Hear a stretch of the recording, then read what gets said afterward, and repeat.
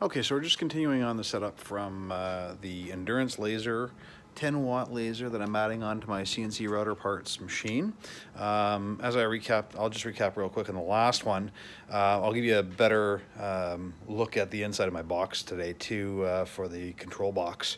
But just to review, this is the laser module, the laser control box, all that comes from Endurance lasers, power supply, cable going out all the way along back to my control box at my computer. Everything else is locally connected. Just mounted on, I actually used 2 L brackets to mount here. There's a 1 amp 12 volt 1 amp power supply going to all the fans. There's 4 fans for cooling, and there is a 5 amp 12 volt power supply to the laser board, which also powers the laser, the laser itself. So that was all set up in my last video, but I wanted to show you the control box a little closer first. So we'll just take a quick peek there and open that up. So let's, again, see router parts. Thanks, guys. Ribbon cable and breakout board connected into the Ethernet smooth stepper, port 3. And I've chosen to use pins 17 and 18 here. And those 2 wires that you saw coming from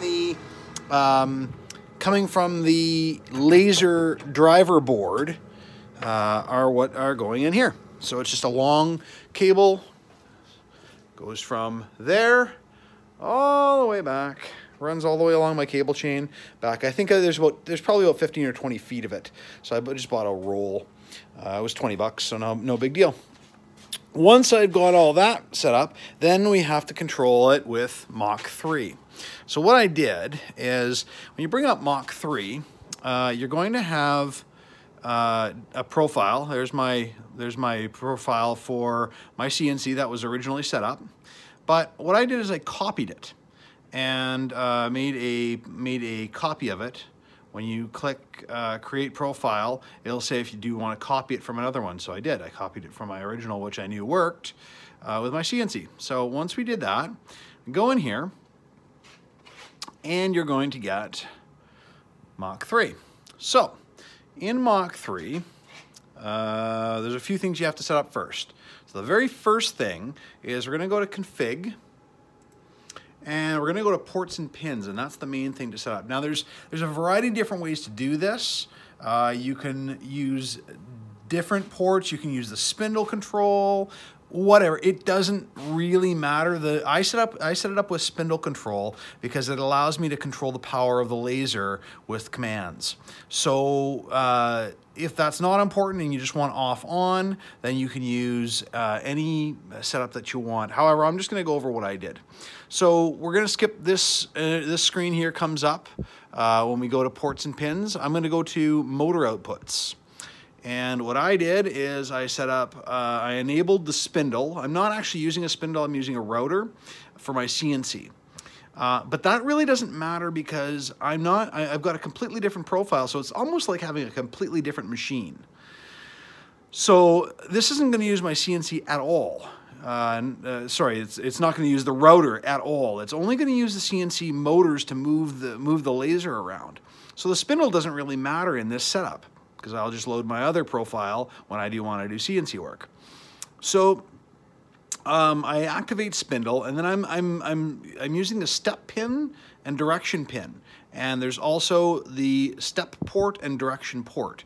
Now, as I said, I hooked it up to port 3 on the Ethernet smooth stepper, so the ports for step and direction should be port 3. And I chose to use, on that breakout board, I chose to use pin 17, which and pin 18, which are the power, the 12 volt power, and ground.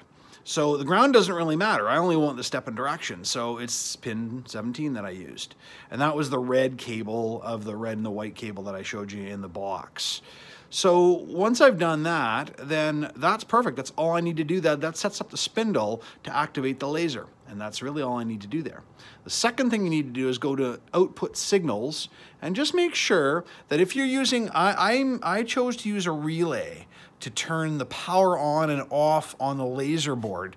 Otherwise, you have to turn it on and off manually, which you don't really want to do. So I don't know if you can see in here. Let's take a look inside here.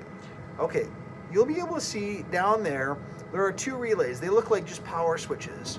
I'll see if I can get my hand in here, but right there. And all they are is a power supply and a power output. So all they're doing is relaying, there's an input power that goes in for relay 1, and then there's an output power. And all that allows the computer to do is to control the power on and off when it wants something to run. One of those is to my router, and the other one is to the laser driver board. So I set it up so that output number 2 is to the laser driver board and the fans. I've actually got kind of a bit of an old school setup, but it works just fine. I used an extension cable, just a typical extension cable. You can buy at any hardware store. And I've got 2 of them now. One goes to the router, and the orange one goes to the laser driver board and the fans.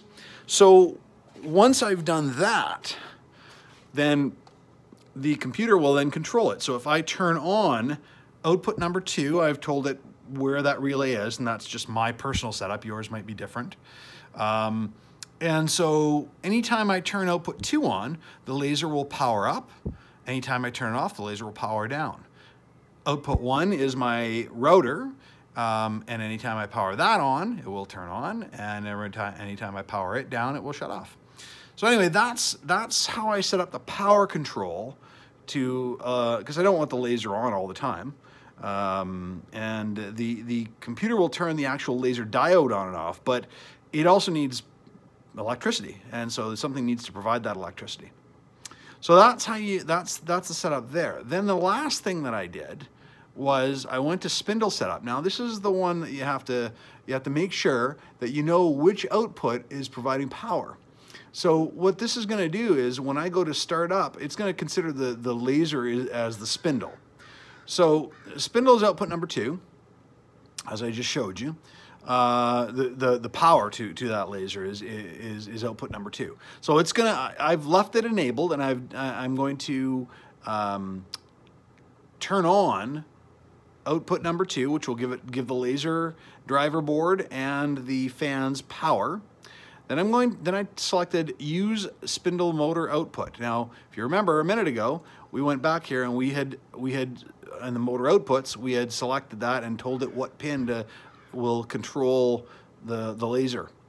So we'll go back to Spindle Setup again, and I used spindle motor output, PWM power, the power control for being able to turn the laser up and down in terms of power. 250 is the frequency, and 0% is the minimum PWM. You need to make sure all of the delays are set to 0. You don't want delays with the laser. And I disabled the flood mist relays. Any other relays that I'm using, I just disabled. You don't have to do that, but I did, just to make things simpler. Okay, so that is basically all you need to do to set up Mach 3. Now, let me just grab a pair of goggles here so I don't burn my eyes out. Always wearing their goggles, guys and ladies. So what I'm going to do is I'm just going to show you sort of what's going on. I'll just load a little G code that I made. It's going to go to 0. Okay, and so I just zeroed everything, and I'm basically just going to start the program. And what I have already done is I already engraved with my CNC. I engraved my name, and it's engraved with the actual router engraved that, and then I lasered it to make it dark. So I'm just going to run the laser portion of the program. Okay. Okay, and I got it going about 40 inches per minute.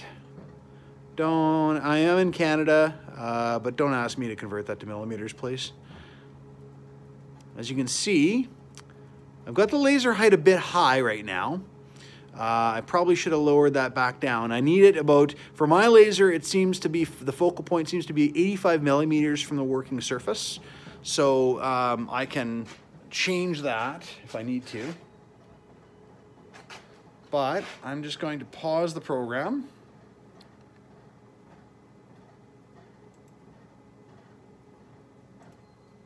I'm going to lower it back down to the proper, there, somewhere around there, and I'll just continue the program. Oh, of course it would help if I had the laser on. Because I didn't go to the start of the program again, I'm just going to reset the program.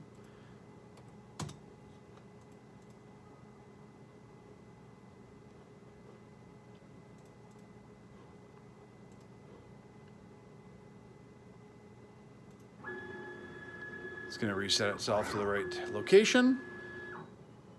And we'll restart the program from line 1. Hopefully, everything will work.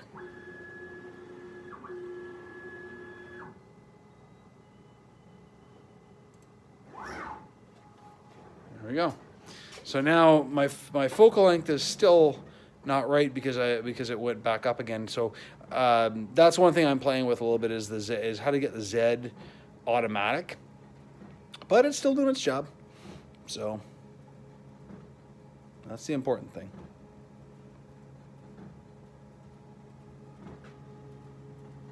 As you can see, pretty powerful laser. That's 10 watt.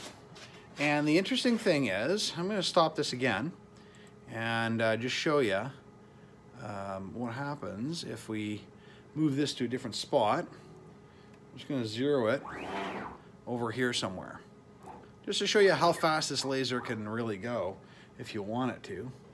I'm going to zero X and Y here, and we're going to bring Z down to get into my proper focal length, and zeros it out there. And I'm going to run that program again.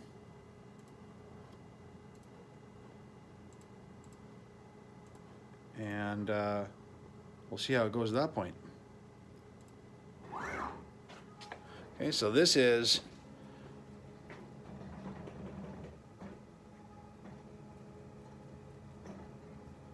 you can see it's going pretty quick. Now, the real interesting thing is, if I cause it to go quicker, which I will, 1 second, I'm going to speed it up. This is actually 40 inches per minute is what it's going at now. So I'll jack it up. Let's see it go at double that. Now, the less powerful lasers won't do this, but a laser like this at 10 watts will. So you can see it's going pretty quick. Now, when you move it faster, it's not going to engrave as much. Obviously, there's not as much burn time. So depending on what you want to do in terms of how dark you want it, that sort of thing, how much detail you want, then you can determine whether or not you want to just keep going at high speed or what you want to do. However, the other thing you could do is you can run multiple passes. So you could do one pass and then another pass, another pass. So you could do 3, 4, 5, 6 passes for your darkness. And all you really have to do is just rerun the program again. So if you did it, and the nice thing about that is you're in full control. You can do one at a high rate of speed, see what happens, see if it looks dark enough. If it doesn't, you can always go more and more and more by doing repeats of the program. So the beauty about that is you can always go darker, but you can never go lighter. Once you've burned it too much, it's always, it's too much is too much, basically. But you can see the speed it's going at, and that is, I will tell you right now, that is markedly better than any of the other lasers that I've done. I have a 2.8 watt over on my other machine that I'm going to be getting rid of because this has worked out perfectly. So I don't need the other machine anymore. But I have a 2.8 watt on that one, and it will take, to do this, I'd have to walk down to the house, have dinner, come back, and it might be done. So this has done my name, and I'll show you what the runtime of this one program was in just a second once you see the outcome here. The design program, incidentally, is Vectric Aspire, and I used a post-processor specifically for the laser. So there it is done, and the runtime of that program was 2 minutes and 53 seconds at 80 inches per minute. The original programmed feed rate was 40, but I sped it up. Now, again, if I want to run that again, I'll just click run, and it's going to go again. Exactly the same position. The positions haven't changed because the Mach 3 brings it right back to the 0 again. So if you run it again, it's going to be in exactly the same position. And so, of course, now we'll be able to get a darker burn. You'll kind of see that in a second once it finishes up. And I'm getting a little fire now, which is awesome because it's telling me I'm burning it pretty good. Don't worry, it's controlled fire. You are burning into wood, so you're going to get flames. So,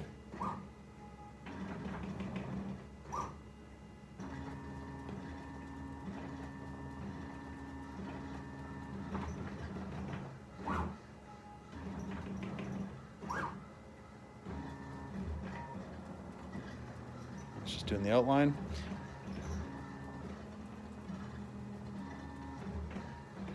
Okay, so you can see the difference on the second pass. I'm going to stop that, and I'll show you the difference on the second pass.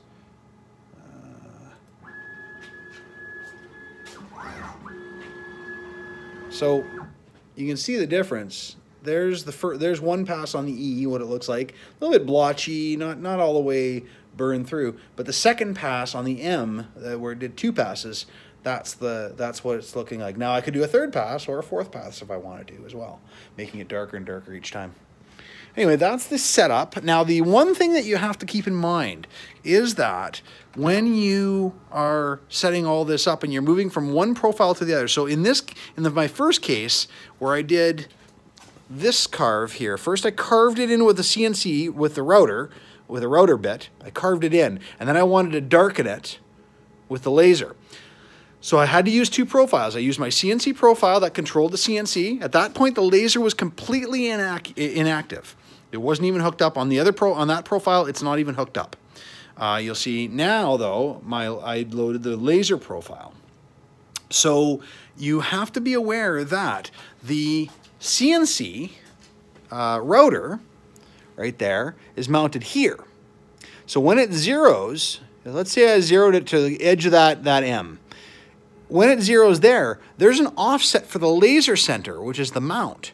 So what I had to do is I had to put a V-tip, a V bit into the CNC router. The V bit that I used was this one with a very fine pointy tip. And what I did is I came in and I lowered it down to on any particular spot on my workpiece. I put a dot on the workpiece. I know that is my spindle 0 now.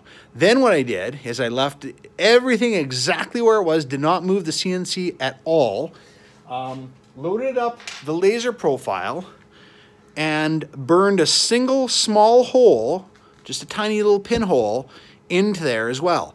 Then I was able to measure from the pinhole to the hole that I just put in the CNC with my router, measure the X and the Y offset of that, and it came to 1.523 inches in the X, and so it's as you can see, there's the router center, and there's the laser center.